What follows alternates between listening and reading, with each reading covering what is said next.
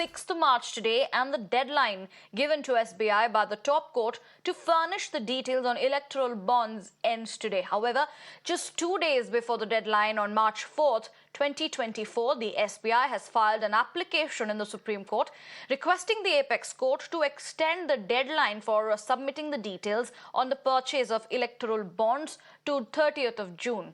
Now, the SBI has in fact sought the June 30 extension, citing the complex and the time-consuming nature of the entire process. However, by then, the Lok Sabha election process would be over.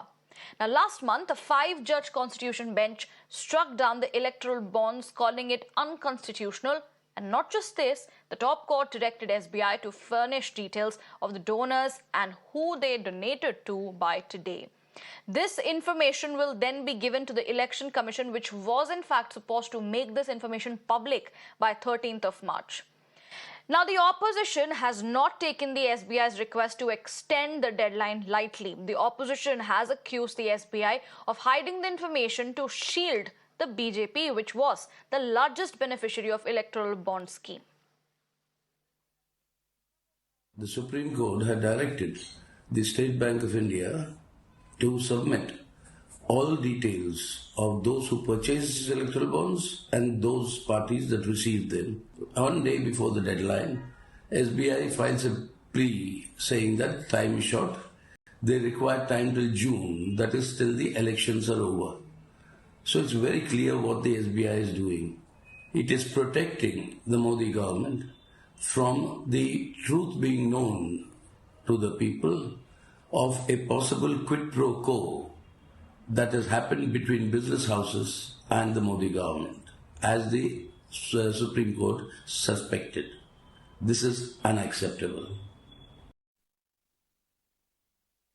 My colleague Harish is joining me on the phone line to give us details. Harish, it is 6th of March today, and the deadline which was given to SBI by the top court to furnish the details on the electoral bonds ends today. However, just 2 days before the deadline on the 4th of March, we saw the SBI filing an application in the Supreme Court requesting an extension of the deadline, to submit the details to 30th of June. So what are we expecting today? Yes, in fact, it's expected that the State Bank of India's legal team might mention this matter before the Chief Justice bench, because this matter has not been listed for today. Though today is the deadline expires today, and if they are not complied with it, they can be sued for contempt. And so, in the urgency of the matter, it's expected that the SBI might mention this petition today before the Chief Justice, and as you rightly said, 2 days before the deadline is to end, so SBI had filed an application to Supreme Court seeking extension of time till June 30 to furnish information regarding electoral bonds to the Election Commission. As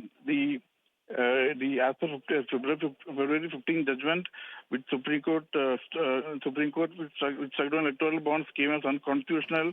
The court had asked SBI to submit by today the entire data on electoral bonds purchased till date, including names of purchasers, denominations of purchasers, and names of political parties that have received contributions.